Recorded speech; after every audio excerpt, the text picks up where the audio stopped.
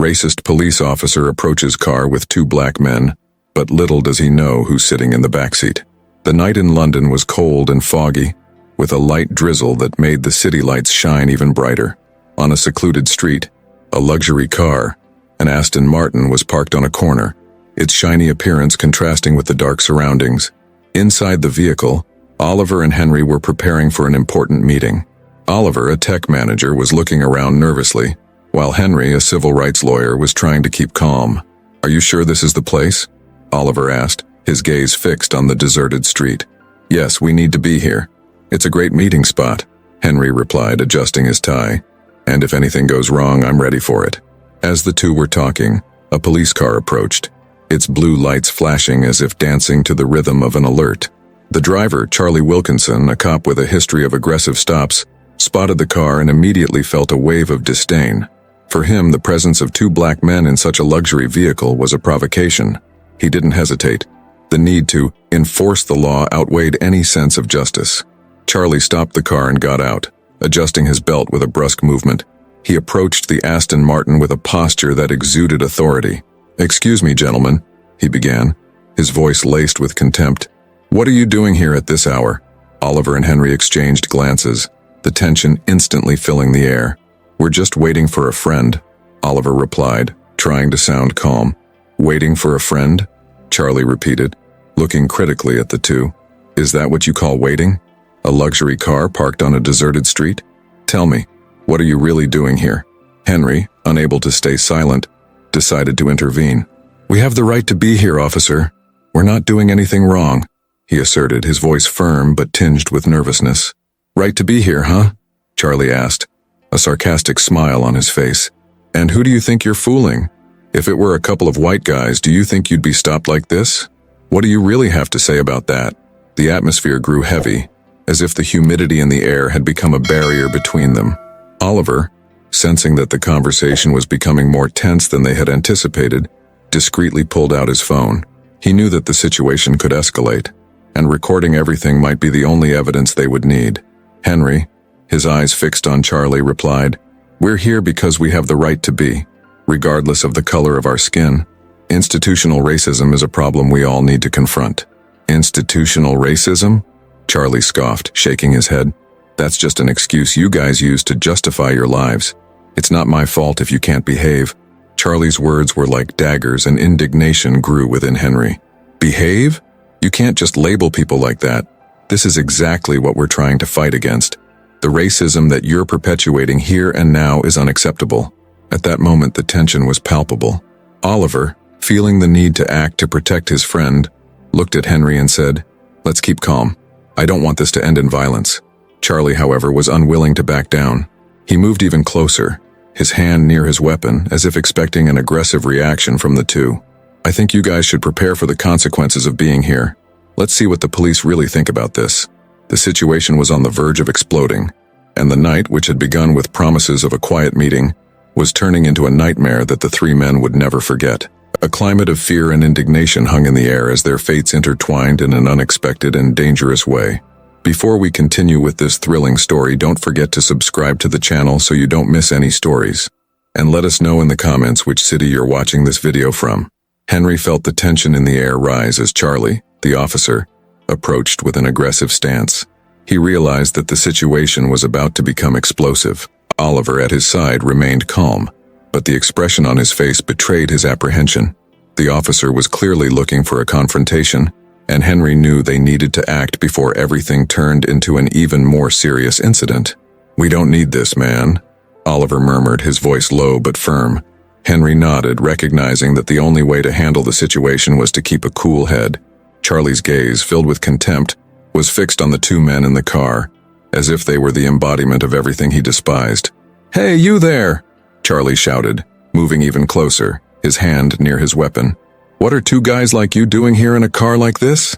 This place isn't for you." The arrogance in his voice was palpable, and Henry felt a knot form in his stomach. "Sorry, officer," Henry said, deciding it was time to intervene. "We're just heading home. We have every right to be here." He tried to keep his voice calm, but indignation began to seep through. "We're not doing anything wrong. Right to be here? To me, this looks like a robbery. Looking at you two, It's hard to believe you're not up to no good, Charlie retorted, his voice filled with disdain.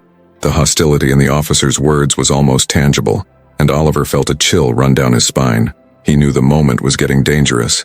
This is institutional racism and you know it, Henry said, his voice now louder and defiant. We're here by right, and you can't just treat us this way because of the color of our skin. He looked directly into Charlie's eyes, determined not to back down. Oh, and you're a civil rights advocate, huh? Charlie mocked. Spare me. That's what you all do, right? Make a fuss over nothing. What do you want? A medal for being here with an expensive car? That's not normal and you know it. Normal? What's normal for you? Henry shot back, passion igniting in his words. You can't just rely on stereotypes to justify your behavior.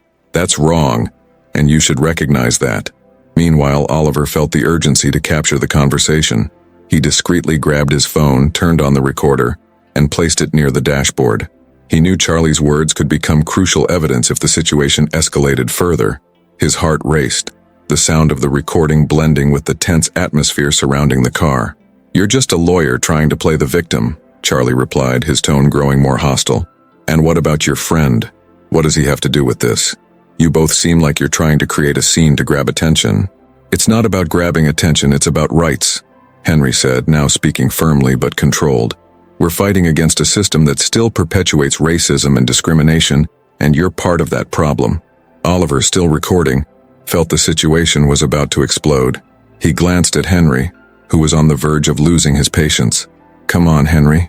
Let's keep calm, Oliver whispered, but Henry remained resolute in his stance. You can't treat people this way. This isn't a matter of skin color. It's about equality and respect. Each of us deserves to be treated with dignity regardless of where we come from or how we look, Henry asserted, his voice resonating with a truth many still refused to hear. Charlie, clearly irritated, took a step back as if evaluating Henry's words, but the tension lingered in the air, and Oliver knew that the truth could come to light at any moment. The officer seemed increasingly lost between the need to maintain authority and the reality being challenged before him. Charlie Wilkinson stood next to the car, his hand slightly resting on his weapon at his hip, his expression a mix of disdain and distrust. Oliver felt increasingly anxious, his breath quickening while Henry, by his side, was ready to react. The atmosphere was thick with tension when a familiar figure appeared in the distance. It was James Carter, the chief inspector who was patrolling the area, but was drawn to the scene unfolding before him. James sensed something was wrong. He had witnessed other unnecessary and aggressive encounters before, and Charlie's posture did not surprise him. But still, indignation boiled within him. He approached with a firm and determined look. What's going on here, Charlie? He asked, his tone sharp, challenging the officer's authority. Charlie, taken aback, hesitated for a moment, but nothing, Inspector. Just checking the presence of 2 suspicious men in this area. It's not common to see a car like this here. He gestured dismissively at the luxurious vehicle, as if that were a sufficient argument. Suspicious? And what's the basis for that? James pressed, crossing his arms. He knew Charlie was merely masking his racist beliefs with a veneer of authority. You didn't ask questions. You didn't investigate. You just assumed they don't belong here. Henry's expression lit up as he realized James was there to intervene. He seized the opportunity. What do you consider suspicious, Charlie? You have no right to treat us this way. We're here by right, just like anyone else. Charlie, sensing the tide turning against him, hardened his gaze. You're not helping, Henry. This isn't about skin color. It's about behavior. He gestured, trying to portray himself as someone merely doing his job. Behavior? James interrupted, his voice rising slightly. You can't just claim you're doing your job when you're clearly acting on your prejudices. This is not only unacceptable, it's a violation of human rights. Meanwhile, Oliver, who had remained silent until then, decided it was time to act. He discreetly pulled his phone from his pocket and started recording the conversation. He knew Charlie's words could be used against him later, if necessary. You can't ignore the consequences of your actions, Charlie. This isn't just a stop. It's institutional, and you need to answer for it. The tension escalated, and James's presence seemed to shift the dynamics of the situation. Young people nearby began to gather, some pulling out their own phones to film. The atmosphere turned electric, and Charlie felt his heart race. He wasn't used to being challenged so directly, especially by a superior. Charlie, you need to stop and think about what you're doing, James said, his voice calmer but firm. "You're putting lives at risk. Your actions have consequences, and I won't let this slide." Charlie's expression twisted in anger and desperation. He knew he was in a vulnerable position, surrounded by his colleagues and the pressure of public opinion beginning to form. "I'm not doing anything wrong," he insisted, but his voice already sounded shaky. Henry, recognizing Charlie's fragility, pressed on. "You can keep defending yourself, but the truth is you're acting like an oppressor, and that's something we should not tolerate." James looked at Henry, a silent recognition passing between them. They were united in the fight against racism and in defense of Oliver, who had become a symbol of resistance in that situation. The chief inspector turned his gaze back to Charlie, who was increasingly isolated, surrounded by his own contempt. "We need change, Charlie, and if you're not willing to be a part of it, then you're part of the problem." The mood was heavy, and the reality of what was happening began to be revealed to everyone present. Charlie, realizing that his position was rapidly deteriorating, turned to the young people filming. "You don't know what you're doing," he shouted, but his words sounded empty and desperate. James, with a determined look, knew that the battle against racism within the police was just beginning, but that night would be a crucial first step. And with that, the fight for justice and equality became a powerful reflection of a system in urgent need of reform. The tension in the air was palpable. Henry, sensing Charlie's growing fury, took a deep breath and prepared for confrontation. He understood that what was at stake was more than just a simple police stop. It was a matter of dignity and respect. The officer, his face flushed with anger, glared at Henry with contempt as if he were the embodiment of everything he despised. "And you, who do you think you are to question me? You're here in this area. You must have something to hide." Charlie shot back, his eyes narrowed and his hand still firmly on his weapon. The threat was clear, and the fear was almost tangible for Oliver, who struggled to keep calm. "We're here simply because we have the right to be. You can't treat us this way just because of the color of our skin. This is institutional racism, and I won't stay silent about it," Henry replied, his voice steady, but his heart was racing. He glanced at Oliver, who nodded slightly, encouraging him to continue.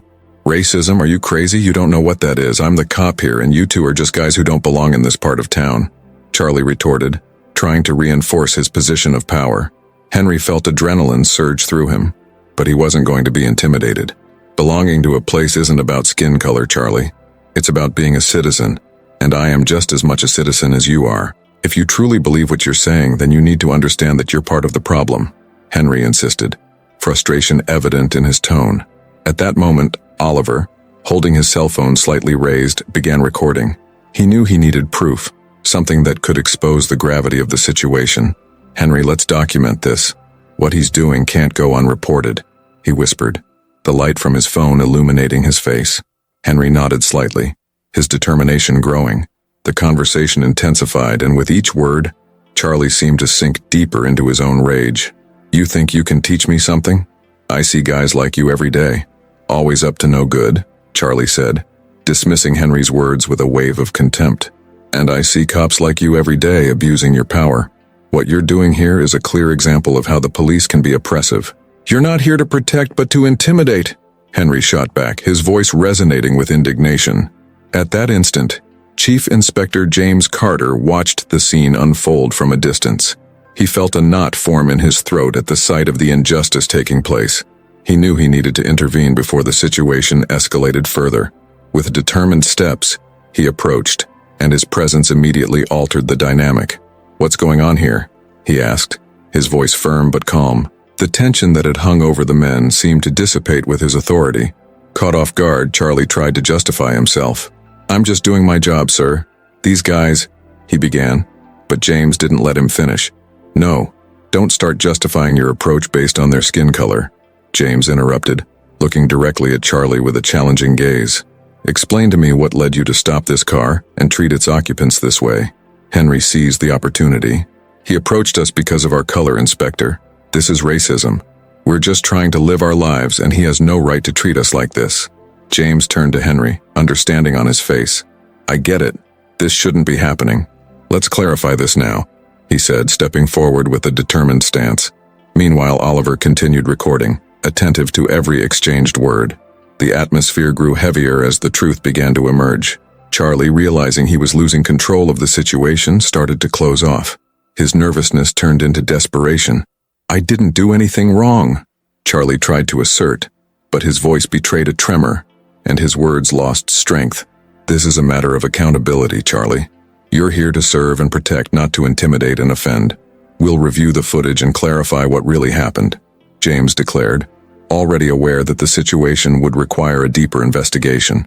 With the pressure of James's presence and Oliver's recording, Charlie's defense began to crumble. He knew that things wouldn't end well for him, and for a brief moment, the reality of his racist behavior hit him. The environment, once dominated by fear and oppression, began to shift, making way for the pursuit of truth and justice. After the tense encounter, Oliver and Henry decided it was time to act. As they moved away from the scene, adrenaline still coursing through their veins, they knew they couldn't ignore the injustice they had witnessed. They headed toward Scotland Yard, determined to file a complaint against Officer Charlie Wilkinson. "We need to ensure this doesn't go unpunished," Oliver said firmly as they walked through the bustling streets of London. "What he did can't be considered normal. It's time to expose this situation." Henry agreed, though concern was etched on his face. "Yes, but we need evidence. What we recorded is a start, but we need strong testimony. More people need to know what happened." Upon arriving at Scotland Yard, the imposing building seemed to reflect the gravity of the situation. Oliver took a deep breath as they entered, observing the busy routine of officers and staff. They approached the reception desk, where an officer greeted them with a curious look. "We'd like to file a complaint," Henry said, trying to maintain his composure. "We had a very troubling interaction with one of your officers." The officer raised an eyebrow, visibly intrigued. "What's the officer's name?" "Charlie Wilkinson," Oliver replied. "He approached us aggressively, just because of our skin color." The officer's expression changed and she began typing quickly on the computer. "Please wait here," she said, standing up to call someone. A few minutes later, a man in a suit entered, exuding authority. It was Chief Inspector James Carter, who had already witnessed Charlie's approach and was now interested in the situation. "Gentlemen, I heard you had an incident with one of my officers. What happened?" "He stopped us for no reason, just because we're black," Henry began, his voice rising slightly with indignation.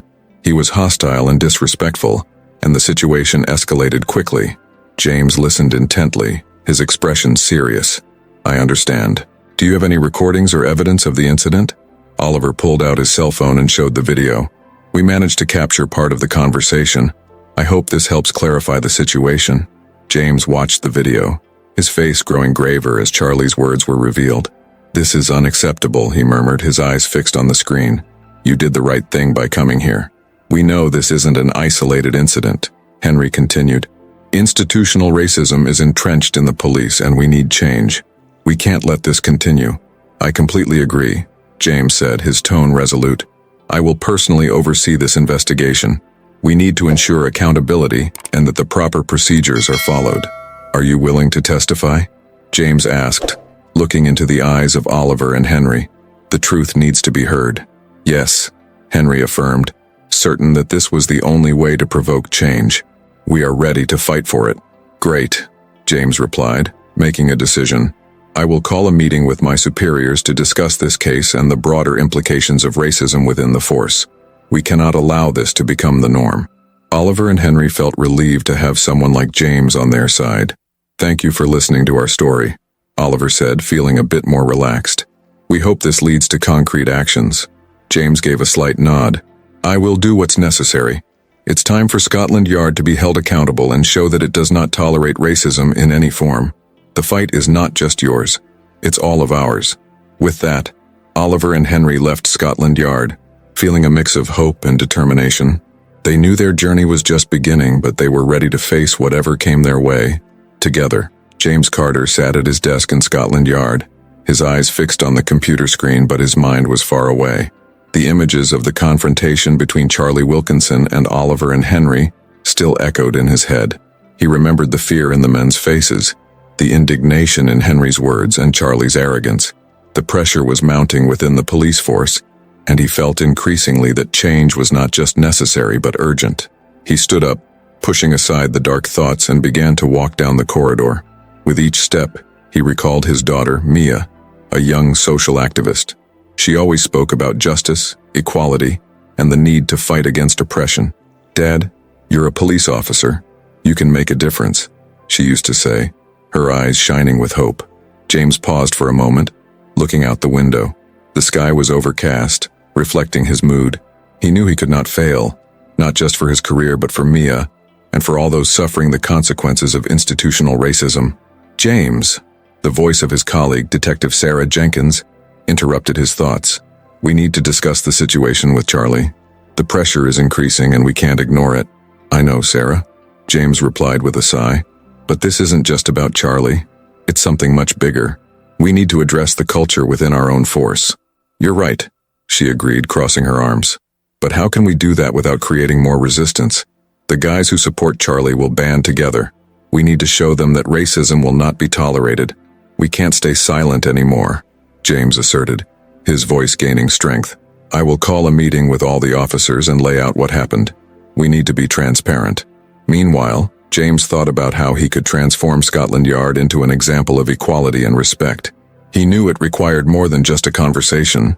Real changes would need to be implemented. "Sarah, we can start a training program on implicit bias and institutional racism, not just for new recruits, but for all officers," he suggested, his determination growing. "That could work, but we'll have to present it convincingly," Sarah replied, a thoughtful expression on her face. "What do you have in mind for the press conference?" James hesitated, recalling how Henry's words about the daily struggle against racism had deeply affected him. "Let's use the video Oliver recorded. That will show the reality of what happened and make it clear that we're no longer willing to accept this behavior." That night, as he prepared for the press conference, James looked at his daughter, who was sitting at her desk, focused on her studies. He approached her and, with a sad smile, said, "Mia, do you remember what we talked about regarding what it means to be a good police officer?" "Of course, Dad. It means protecting people no matter who they are," she replied, not taking her eyes off her books. "Exactly. Today I'm facing a big challenge. I'm about to expose a colleague for his racist actions, and I know there could be consequences. But I can't stay silent," he said, his voice heavy with emotion. "You're doing the right thing, Dad. I'm proud of you," Mia said, looking up at him with admiration. "That's what it means to be a hero." James smiled, feeling a deep warmth in his heart. He remembered that despite the fight ahead, he had a greater purpose driving him forward.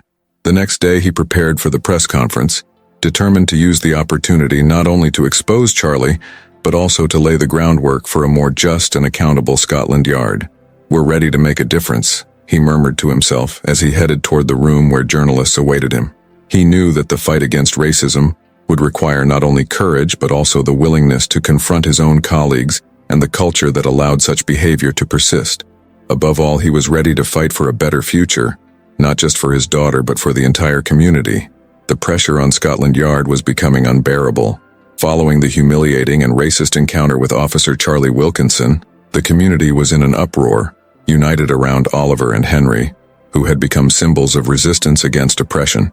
The scandal spread rapidly, and the media was all over the case, demanding answers and concrete actions. It was a storm that seemed James Carter, the chief inspector who had intervened during the encounter, observed the situation with concern. He knew that the internal investigation about to begin could have profound repercussions. At his desk, surrounded by documents and reports, he began to sketch out a plan. He needed to act quickly before community pressure turned into deafening outcry. The following morning, James called a meeting in a conference room at Scotland Yard. Police officers from different departments were The atmosphere was heavy, as if everyone knew the conversation would be difficult. As he entered, James took a deep breath and prepared for what lay ahead. "Good morning, everyone," James began, his voice steady. "As you all know, we are facing a critical situation. The case involving Charlie Wilkinson is not just an isolated incident. It reflects a culture that we urgently need to reevaluate." He looked around the room, sensing the resistance forming. "This is not a personal attack, but we need to be honest about what is happening in our force." One of the officers, a middle-aged man with the last name Collins, raised his voice. "But that's an exaggeration, James. These are just a few bad apples. Most of us do our jobs with integrity." "Collins," James replied, maintaining his composure, "it's not about undermining anyone's work. But we have to acknowledge that those bad apples are creating a toxic environment. And the truth is, this environment affects the trust the community has in us. Oliver and Henry were present as representatives of the community, a symbolic gesture that James hoped would show Scotland Yard's willingness to listen. When Oliver stood up, the room fell silent. My friends and I don't want just words, we want action. Institutional racism isn't a fabrication. It's a reality that many of us face daily. You're right, Oliver, James agreed, looking at the young man. And that's why we need your help. We need transparency and a clear action plan. If we don't act now, we'll lose the trust we're trying to rebuild. Henry, who was standing next to Oliver, intervened. And what are your intentions, Inspector? What are you willing to do to change this, to ensure there isn't another Charlie Wilkinson in the police force? James looked into Henry's eyes, sensing the urgency in his words. We're proposing a comprehensive investigation. We need to understand not only what happened to Charlie, but whether there's a pattern of racist behavior within the force. We need an internal audit, diversity and inclusion training, and an open channel for community members to report abuses. The room began to murmur, with some officers appearing satisfied with the proposal, while others remained skeptical. James knew that resistance would be an important part of the process. He continued, "This is an opportunity for us to redefine our mission. It's not just a matter of policy. It's a matter of morality and justice." "And what will happen to Charlie?" asked another officer, doubt clear in his voice. "He will be investigated like anyone else," James replied firmly. "If found guilty, the consequences will be severe. But we need to go beyond that. We must ensure that the culture that allowed this to happen doesn't persist." James looked at Oliver and Henry, who nodded in agreement, a sign of hope. Transforming Scotland Yard wouldn't be easy, but at least now there was a path forward. The fight for justice was just beginning, and with unexpected allies by his side, James felt they were ready to face whatever came next. The future could be different, more just and more equal, if everyone was willing to fight for it. James Carter's internal investigation began to reveal an alarming pattern of racist behavior among Charlie Wilkinson's colleagues. The walls of Scotland Yard, which once seemed solid and impenetrable, now vibrated with murmurs of discontent. Determined to expose the truth, James called a meeting in the headquarters auditorium, where the faces of the officers were a mix of anticipation and apprehension. With his heart racing, James prepared to present the evidence he had gathered. He knew he was treading on dangerous ground, but the need for change was stronger than his insecurities. He stepped onto the stage, his gaze firm and resolute as the room began to fill. The murmur of conversations gradually faded until a respectful silence enveloped the space. "Thank you all for being here today," James began, his voice echoing through the room. "We are here to discuss something we can no longer ignore, the racism that pervades our police force. The evidence we have gathered is concerning and cannot be dismissed as mere anecdotes. They reflect the reality many citizens face every day." An officer, incredulous, interrupted. "James, are you saying that we are racists? This is an exaggeration. Most of us do our best." James took a deep breath, knowing he would face resistance. "I understand your point of view, but the recordings and testimonies we have reveal a pattern of discrimination. What happened to Oliver and Henry is not an isolated case. We need to look inward and confront our own biases." The murmurs began again, more intense now.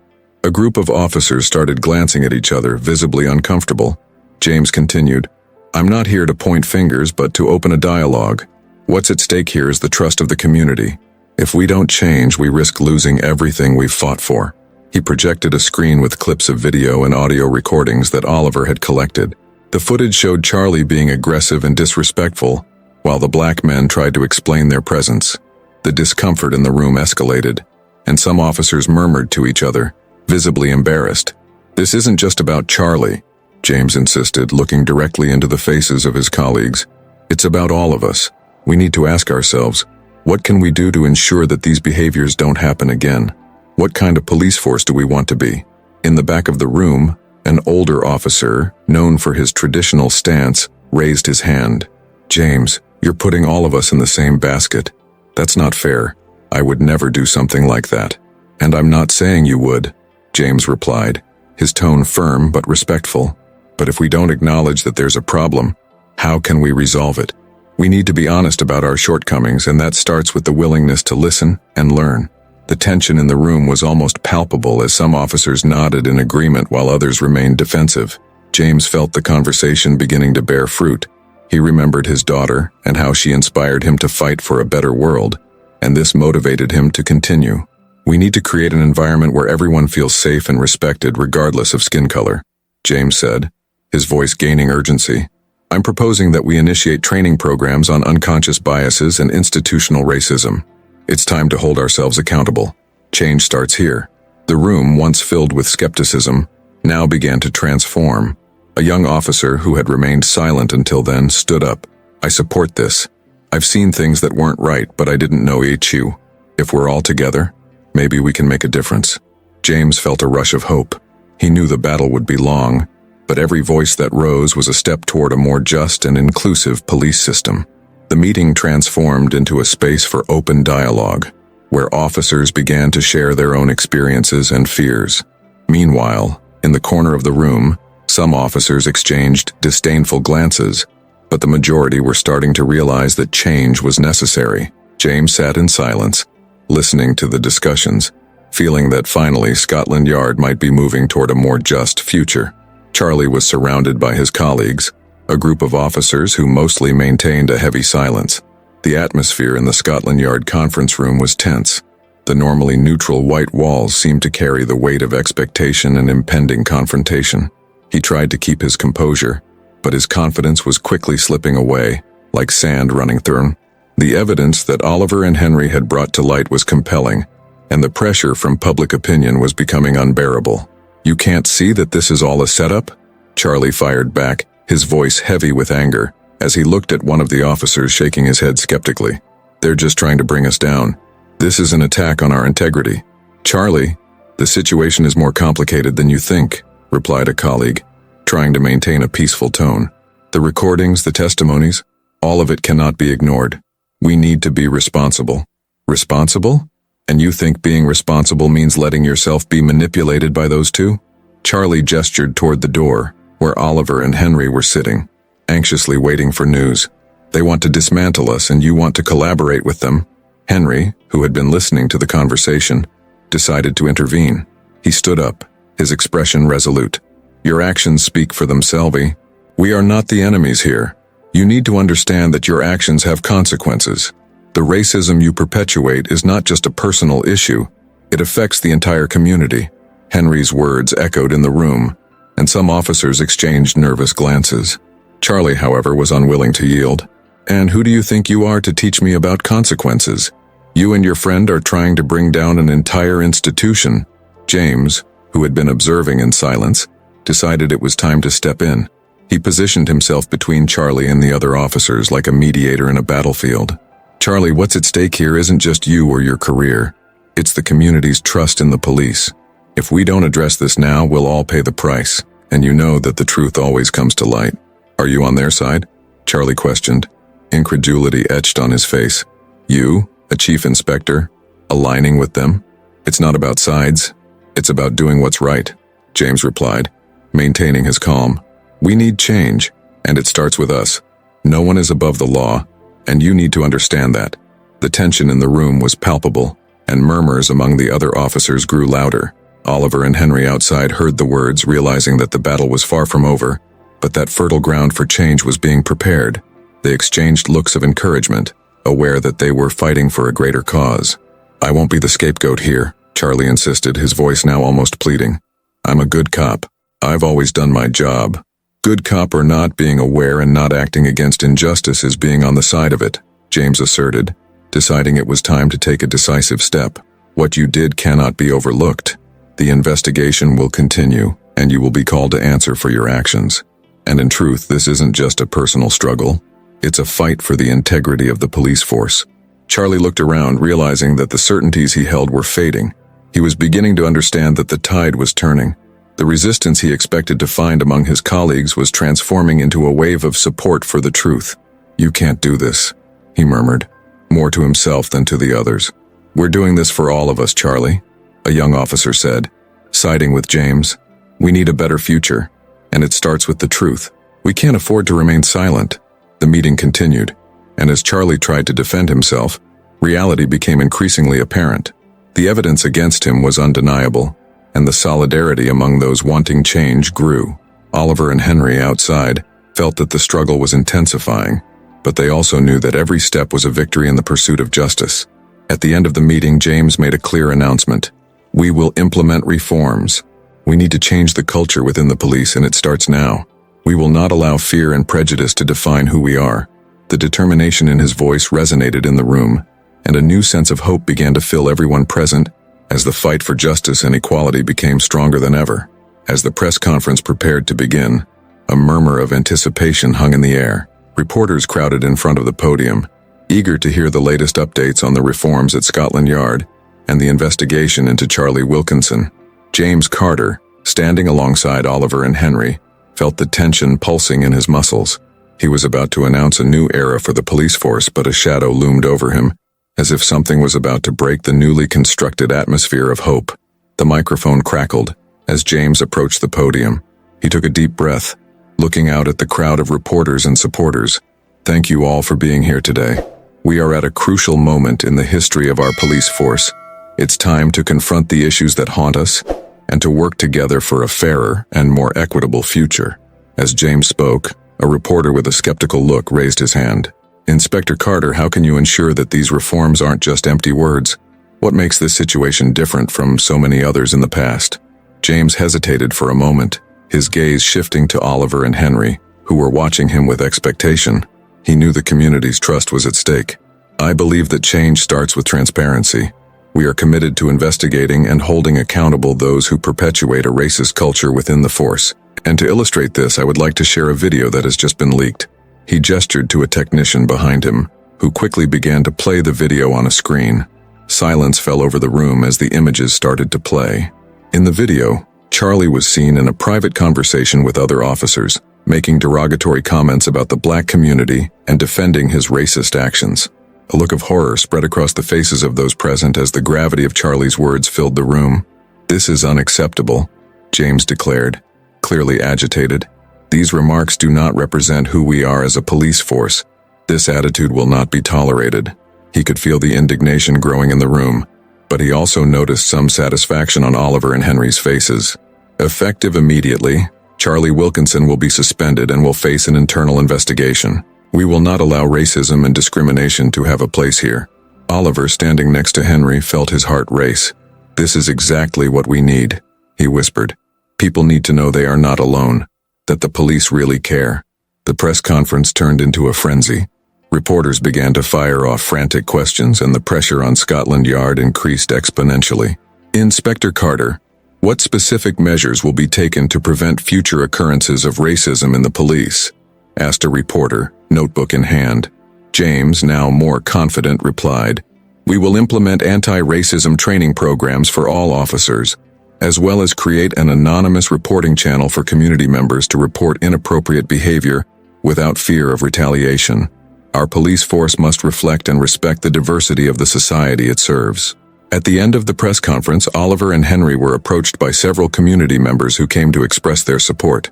"You truly made a difference," an elderly woman said, tears in her eyes. "Thank you for fighting for us."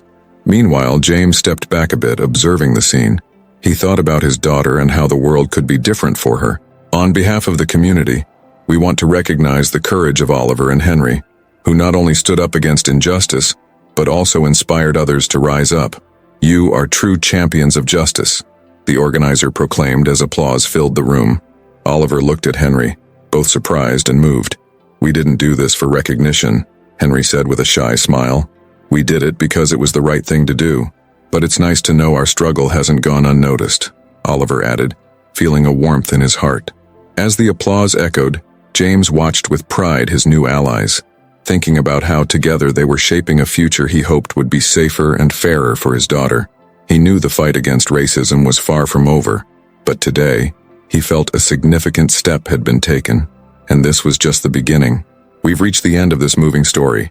If you enjoyed it and want to see more stories like this, don't forget to subscribe to the channel and hit the notification bell. Right now, there's a playlist of videos on your screen. If you want to keep watching these touching stories, just click on it and you'll be all set. And now, tell us in the comments where you're watching from, and leave your like to support our work. Now, a sincere question. Do you agree with what happened in the story? We want to hear your opinion. Until the next video,